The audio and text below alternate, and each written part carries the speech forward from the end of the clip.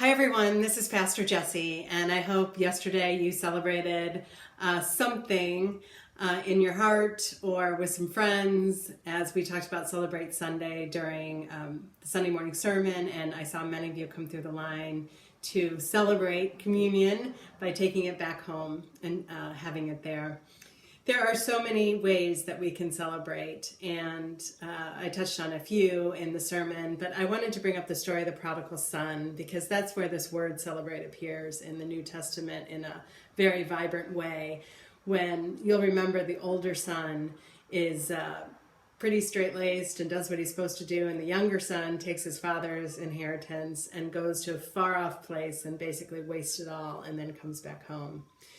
Luke 15 tells a story of this, and when the son comes back, it says, while he was still a long way off, his father saw him and was moved with compassion. His father ran to him, hugged him, kissed him. And then the son says, Father, I've sinned against heaven and against you. I don't deserve to be called your son. But the father has his servants bring in the best robe and creates a feast. And he says, we must celebrate because this son of mine was dead and he's come back to life. He was lost and is found. And they began to celebrate, the scripture said. And I'm just really struck in that gospel story about the link between forgiveness and celebration. I'm convinced that when we put into practice this spiritual discipline of celebration, which is noticing God's blessings every day and thanking God for those blessings and celebrating the small and the large blessings that we have in life, when we develop that spiritual practice, it frees up space in our minds and our hearts, space that was taken before by resentment or focusing on negative things. And with that free space, we can use it to practice forgiveness. There's more of a spaciousness within us, and we can extend forgiveness to someone else, like the Father extended forgiveness to his Son who was lost and then found. And when we extend that forgiveness, if we're able to, because sometimes it takes a while, we find that we become free. God frees us. And that is really something to celebrate. It's not always a father forgiving a son.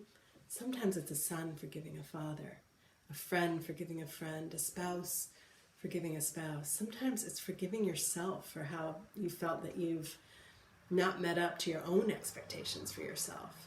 And you do that because you know that God has forgiven you already. So I think that's the biggest celebration of all. And today I was also going back to a poem by Wendell Berry, which doesn't have the word celebrate in it, but it reminds me of my own view about how noticing things in nature and around us can create also more spaciousness to be thankful. So I'd like to read it to you, and maybe you've heard it. The Peace of Wild Things by Wendell Berry. When despair for the world grows in me and I wake in the night at the least sound in fear of what my life and my children's lives may be, I go and lie down where the wood drake rests in his beauty on the water and the great heron feeds. I come into the peace of wild things who do not tax their lives with forethought of grief.